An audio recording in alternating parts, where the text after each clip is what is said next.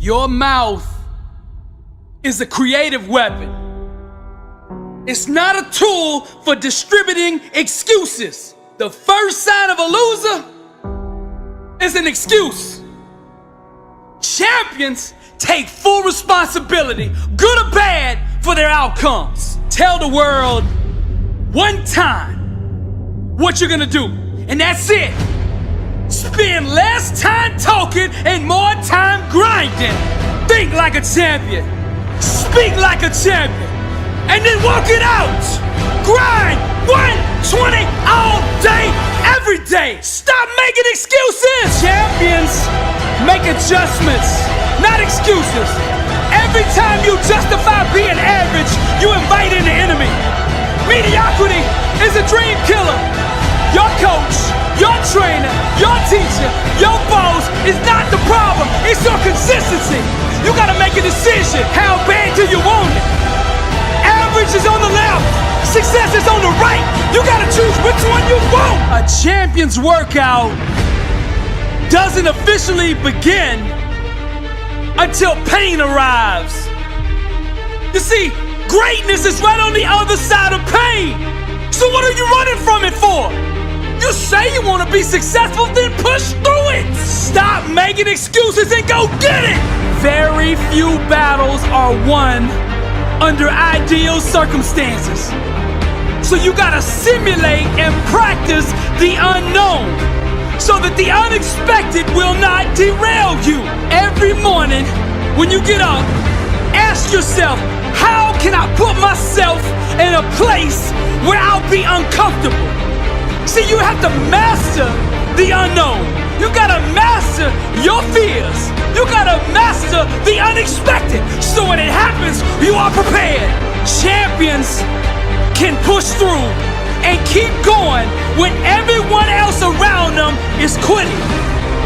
They have immersed themselves in pain so often that they have become immune to it. Greatness is on the other side of pain. Go get it! The more you expose yourself to pain, the more comfortable you will become in its presence. A champion's workout doesn't officially start until pain arrives. Everything else is just a warm-up. A boxer can be the best technician in the world, but if he gets in the ring and the first time he gets hit, he falls apart, he's not gonna be a champion, I tell you that. See, and life is just like that with us. We're good until we get hit in the face. But what separates champions from the rest is when they get hit, they keep coming. When you hit them a second time, they get stronger. And by that third time that life hits you and you're still standing, the world will know there's a champion in the ring. How bad do you want to be successful? Do you want it bad enough to get hit in the face?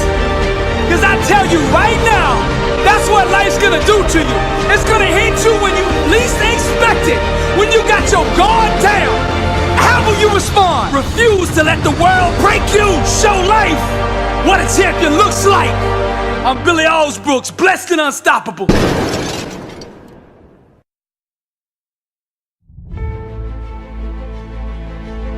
Sometimes we have to ask ourselves, what's using my life?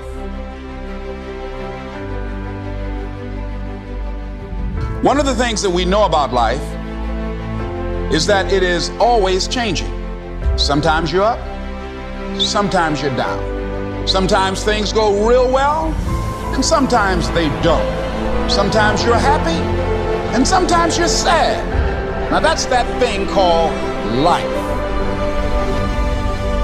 And when we begin to understand and know that, accepting that reality that we will never ever have things just on an even keel all the time, that you're gonna have some ups and you're gonna have some downs. But during those down moments, that's where the growth takes place. That's where the work is. Anybody can feel good when they have their health, their bills are paid, they have happy relationships, the children are acting normal. Anybody can be positive then. Anybody can have a larger vision then. Anybody can have faith under those kinds of circumstances.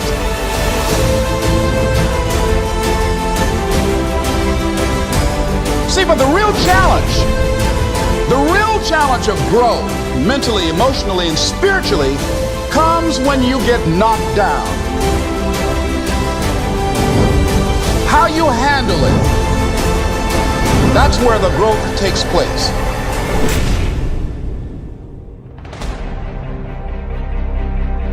What has brought you to this point? What did you learn from it? Are you learning anything, or are you doing it over and over and over again? Are you going through it, or are you growing through it? Are you bigger and better because of it? Things are going to happen to you, and the most important thing to do is to harness your will and let it go. I'm in control here. I'm not going to let this get me down. I'm not going to let this destroy me. I'm coming back, and I'll be stronger and better because of it. You have got to make a declaration that this is what you stand for. You're standing up for your dreams. You're standing up for peace of mind. You're standing up for health.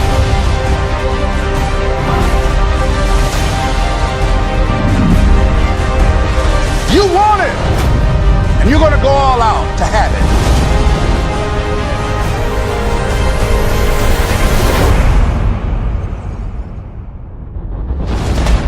Yes, I'm going to turn this situation around. I'm not going to sit back and moan and cry over what happened and what went wrong and who did what. I'm going to do something about this situation. Expect things to get better for you, because they are. See, life is cyclic. Whatever experience you're having right now, it has not come to stay. It has come to pass.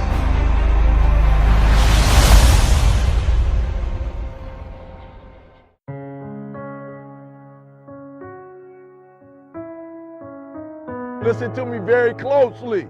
If you don't have belief, if you don't have hope, if you don't have faith, you ain't got nothing.